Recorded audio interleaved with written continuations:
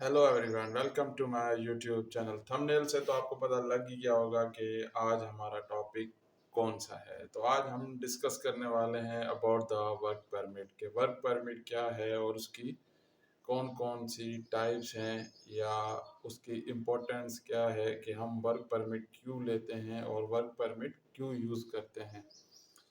Video शुरू करने से पहले आपसे छोटी सी रिक्वेस्ट है, अगर आपने अब तक चैनल को सब्सक्राइब नहीं किया तो चैनल को सब्सक्राइब कर लें और बेल आइकन का बटन दबा दें ताकि मेरी हर नई आने वाली वीडियो आप तक इजीली आ सके। जितने भी परमिट रिसीवर हैं पीटीडब्ल्यू का जो इंटरव्यू देते हैं, तो वो उनसे भी ये क्वेश्चंस किए जा सकते हैं, या उनसे भी इंटरव्यू में ये क्वेश्चंस पूछे जाते हैं कि व्हाट इज़ परमिट, परमिट क्या है, परमिट की इम्पोर्टेंस क्या है, और हम एक परमिट में हम क्या चीज़ें चेक करते हैं कि हमारा परमिट जैसे कंप्लीट हो, अनकम्प्लीट ना हो, प्रॉपर हर चीज़ उसमें डिस्क्रिप्शन वगैरह हर चीज़ उसमें लिखी हो। तो ये वीडियो परमिट रिसीवर जितने भी हैं जो इंटरव्यू देना चाह रहे हैं या इंटरव्यू के लिए तैयारी कर रहे हैं, तो ये वीडियो उनके लिए भी काफ़ी ज़्यादा फ़ायदेमंद होगी।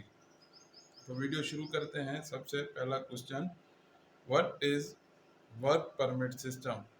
वर्क परमिट सिस्टम क्या है, इसकी छोटी सी डेफिनेशन है, हम वो देख लेते हैं। Work permit system is formal written document system used to control and execute certain types of jobs safely, which are identified as potentially hazardous. Work permit एक फॉर्मल रिटन डॉक्यूमेंट होता है। आप जिस भी इंडस्ट्री में काम करेंगे उनका एक डॉक्यूमेंट होता है जो कि हम यूज़ करते हैं, use to control and execute certain type of a job safely. Work permit हमें बताता है कि हमने जॉब को कैसे सेफ एंड सिक्योर कंप्लीट करना है। चाहे आप कोई सा भी काम कर रहे हैं, अगर आप हाउस कीपिंग कर रहे हैं तो भी उसका परमिट लेंगे।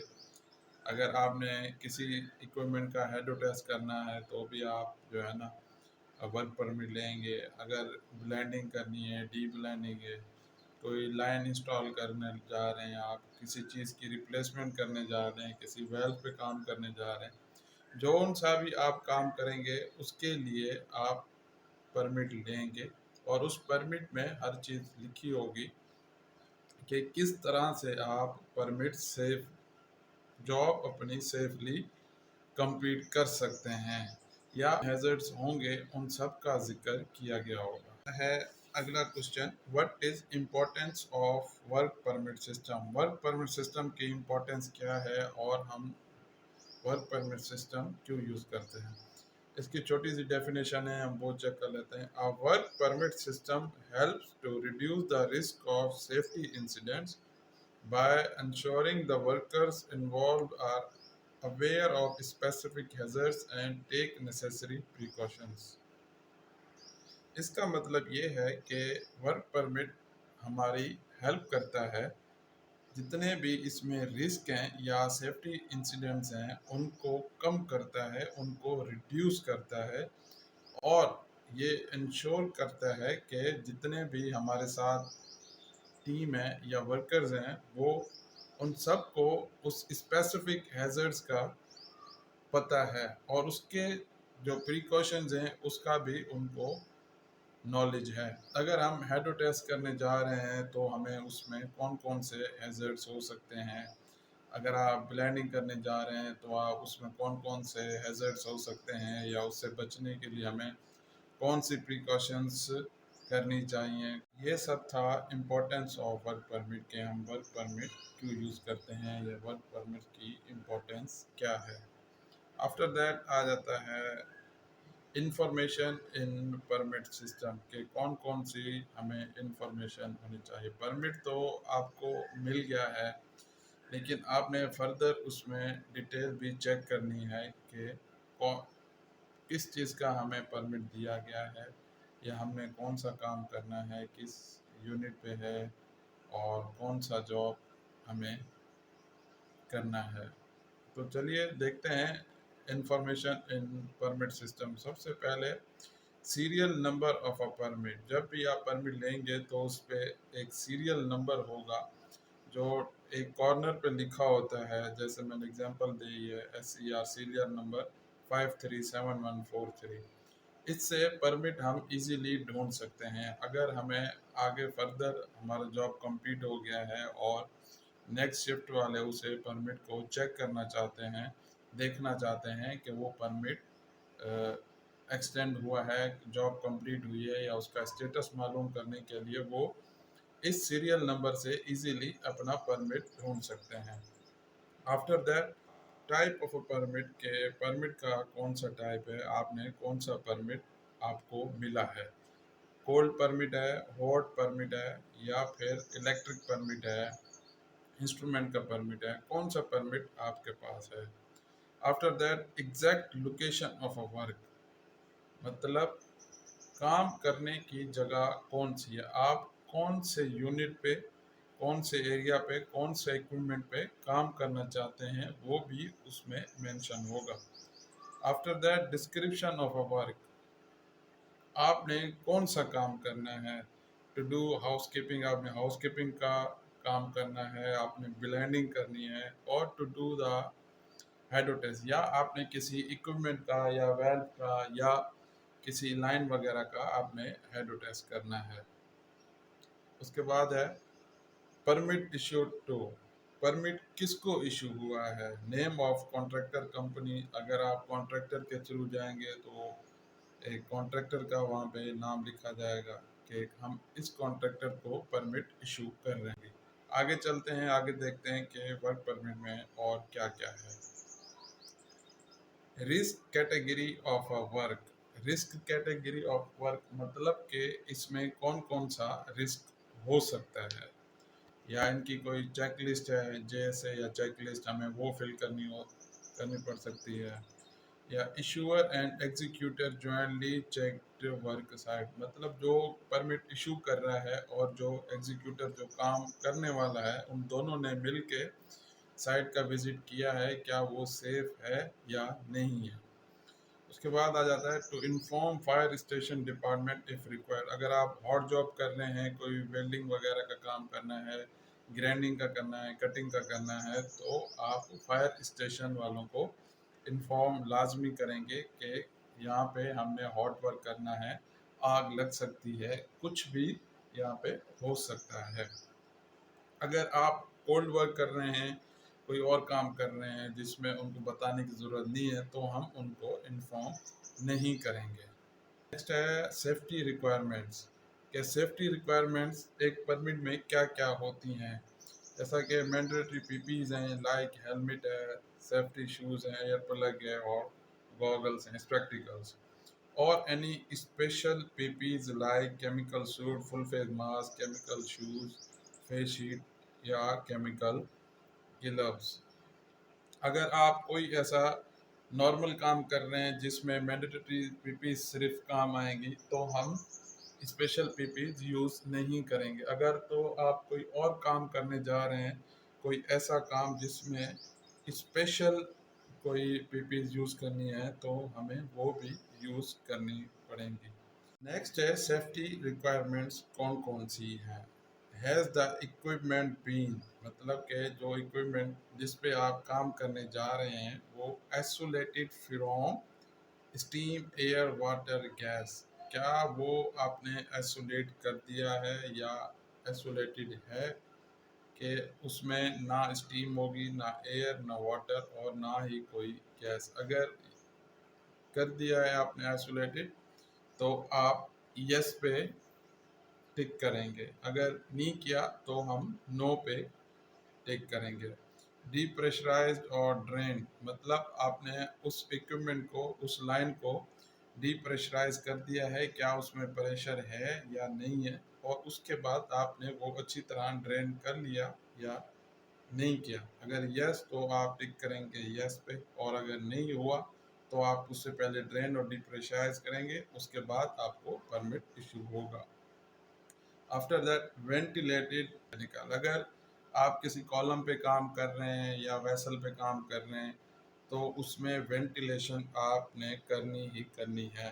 उसमें प्रॉपर वेंटिलेशन होनी चाहिए, उसमें एयर एयर से वेंटिलेशन करनी चाहिए और उसमें फैंस वगैरह या इजेक्टर्स वगैरह हमें लगा के प्रॉपर पहले वेंटिलेशन करनी चाहिए। दैट इसी में सेफ्टी रिक्वायरमेंट का पार्ट बी है एक्सपर्टेड हैजर्ड्स के कौन कौन से हमें खतरात हो सकते हैं। लाइक अगर आप किसी इक्विपमेंट पे काम कर रहे हैं तो उसमें H2S गैस हो सकती है, ह्यूमिडिटी हो सकती है, क्रोसिव केमिकल हो सकता है। वो केमिकल की वजह से भी जो है परमिट इशू नहीं करते। कोई भी उसमें केमिकल वगैरह ना हो, उसकी प्रॉपर फिनिशिंग कर दी गई हो। और उसके बाद कोई ऐसी एनी अदर टॉक्सिक गैसेस, कोई और जहरीली गैस तो नहीं है जिससे हमें काम करने से मुश्किल हो सकती है। आफ्टर दैट प्रोटेक्शन मेजर्स के हमें प्रोटेक्शन के लिए क्या क्या करना चाहिए। इसमें स्पेशल पीपीज आ जाती हैं, स्पेशल कोई ग्लव्स हैं, डस्ट मास्क है, एयर प्लग्स हैं, वाटर होस है, बैरिकेड विद टेप, तरपोलिन, SCB है या सेफ्टी हार्नेस है या फायर सिलेंडर है। इनमें से अगर आप कोई हेडो टेस्ट कर रहे हैं तो बैरिकेड कर दें एरिया को बाहर से, ताकि कोई उसके अंदर जब प्रेशराइज्ड हो इक्विपमेंट तो कोई उसके अंदर ना आए। के बाद अगर आपको फायर सिलेंडर चाहिए, अगर कहीं हॉट जॉब कर रहे हैं तो हमें फायर सिलेंडर की ज़रूरत होती है, हमें फायर सिलेंडर रखना चाहिए पास। और सेफ्टी हार्नेस की ज़रूरत है या नहीं है, या वाटर हॉज है, अगर आप हॉट जॉब कर रहे हैं तो हमें वाटर हॉज की भी ज़रूरत पड़ सकती है। नेक्स्ट पॉइंट है गैस टेस्ट। एक परमिट में एक ऑप्शन गैस टेस्ट का भी होता है। अगर आपने कन्फाइंड स्पेस में काम करना है तो उसके लिए गैस टेस्ट करना भी बहुत ज़रूरी है। इसमें gas tester name, sign, date and time, जो भी गैस टेस्टर काफ़ी जगहों पे या अमूमन ये जॉब फील्ड ऑपरेटर की ही होती है कि वो गैस टेस्ट भी वही करता है और वही चेक करेगा कि कितना इसमें ऑक्सीजन परसेंटेज आ रहा है। ऑक्सीजन परसेंटेज 19.5% टू 23.5% के बीच में होना चाहिए, ना ज़्यादा होना चाहिए ना कम होना चाहिए। H2S के ppm वो भी नोट करने चाहिए। CO2 के ppm वो भी गैस टेस्टर ही नोट करेगा। और उसके बाद SO2 के ppm भी वो ही फील्ड ऑपरेटर या ऑथराइज गैस टेस्टर आते हैं, इनके पास जो थर्ड पार्टी से आएंगे वो गैस टेस्ट करेंगे, अपना नाम लिखेंगे परमिट पे और उधर साइन भी करेंगे, डेट भी लिखेंगे और टाइम भी लिखेंगे। और उसके बाद ऑक्सीजन परसेंटेज जितनी भी होगी वो भी वहाँ पे मेंशन करेंगे।